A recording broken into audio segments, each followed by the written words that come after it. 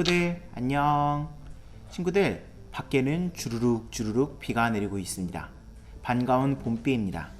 봄비가 내려서 식물들이 더 무럭무럭 잘 자랄 수 있겠죠?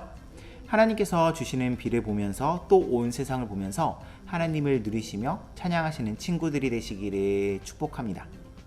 오늘도 좋은 하루입니다. 친구들, 어디에 있든지 오늘 하루도 하나님 안에서 항상 평안하시길 기도할게요. 이제 말씀을 함께 살펴보도록 하겠습니다. 저희가 오늘 함께 살펴볼 하나님의 말씀은 에스겔 35장 12절부터 15절까지의 말씀이에요. 오늘 본문에는 에돔이라는 나라가 등장합니다. 본문에서 계속 너라고 불리는 나라가 바로 이 에돔이라는 나라인데요. 친구들은 에돔에 대해서 좀 아시나요? 옛날에 야곱과 에서에 대해서 배운 적이 있는데 기억하시는지 모르겠어요. 형제인데 에서가 먼저 태어나고 동생인 야곱이 에서의 발꿈치를 잡고 태어나는, 또 야곱이 에서에게 팥죽으로 장자권을 사는 그런 이야기 다들 기억나시나요? 아마 많은 친구들이 익히 알고 계신 이야기일 겁니다. 그리고 이 두 형제 야곱과 에서로부터 두 나라가 생기는데요. 야곱으로부터는 이스라엘이 생겨나고요. 에서로부터는 에돔이라는 나라가 생겨나요. 그래서 이렇게 이스라엘과 에돔은 형제 나라입니다. 할아버지 할머니 그 위로 더 올라가 보면 같은 피에서 시작된 나라가 바로 이 이스라엘과 에돔이라는 나라예요. 그럼 이 두 나라는 어떻게 지내야 할까요? 당연히 친하게 지내야겠죠. 형제니까요. 그런데 이 두 나라는 친하지 않았습니다. 오히려 맨날 싸우는 그런 나라들이었어요. 오늘 본문에서도 마찬가지입니다. 우린 계속 말씀을 통해서 이스라엘이 벌을 받았고요. 또 벌을 받게 된다는 것을 살펴보고 있는데요. 이런 이스라엘을 보면서 신난 나라가 있어요. 바로 오늘 본문에 등장하는 에돔입니다. 에돔은 이런 기대를 가지고 있었어요. 야호! 이스라엘이 공격을 당하네. 이스라엘이 멸망하면 이스라엘이 가진 땅을 내가 다 차지해버려야지 라는 꿈을 가지고 있었어요.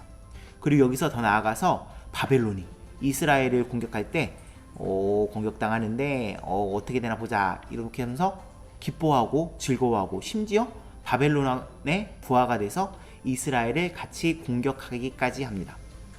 힘들고 어려운 사람이 있으면 도와줘야 하는 것이 맞는데요. 심지어 그렇게 힘들고 어려운 사람이 같은 피를 나눈 형제 국가였으면 당연히 도와줘야 하는데 에돔은 그렇게 하지 않았습니다. 오히려 힘센 나라에 붙어서 같이 공격했어요. 그리고 이스라엘이 가진 것들을 빼앗으려고 했죠. 그러나 이런 에돔이 놓치고 있는 점이 하나 있었어요. 그게 뭐냐면요, 바로 이스라엘은 하나님께서 선택하신 나라라는 겁니다. 에돔은 세상적으로 힘센 바벨론만 쳐다보고 있었어요.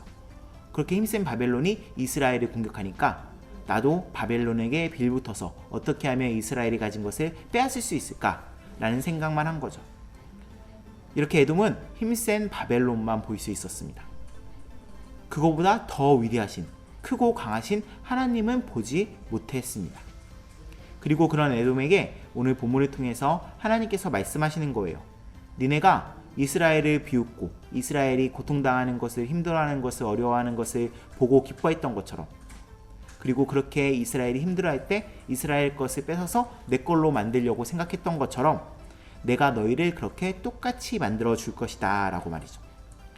친구들, 우리는 이런 에돔의 모습을 보면서 무엇을 알아야 할까요? 무엇을 배워야 할까요? 우리 주변을 이렇게 둘러보면요, 힘들고 어려운 사람들이 너무나도 많이 있습니다.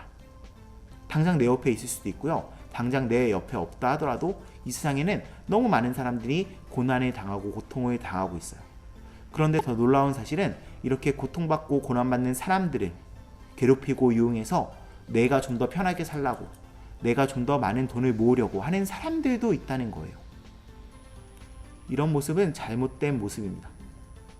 더더욱이 예수님을 믿는 우리는 더 그렇게 살면 안 됩니다.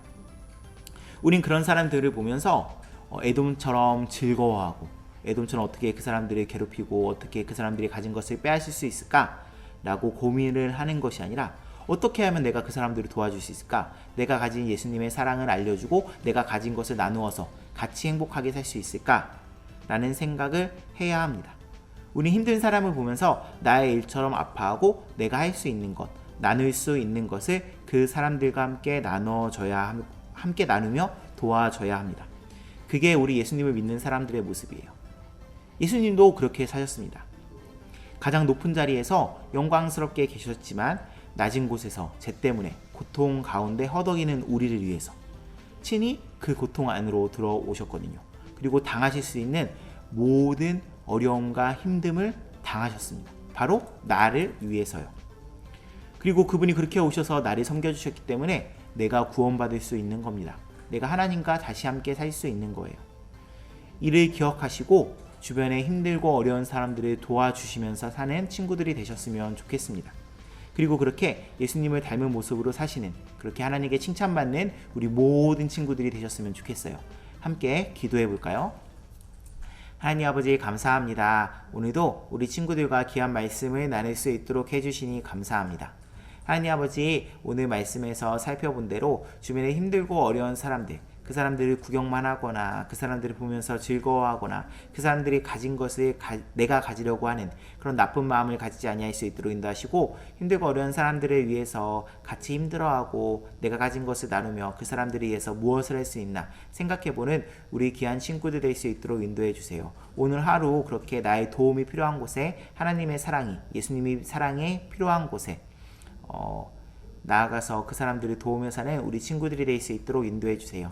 함께 하실 줄 믿습니다. 예수님의 이름으로 기도합니다. 아멘.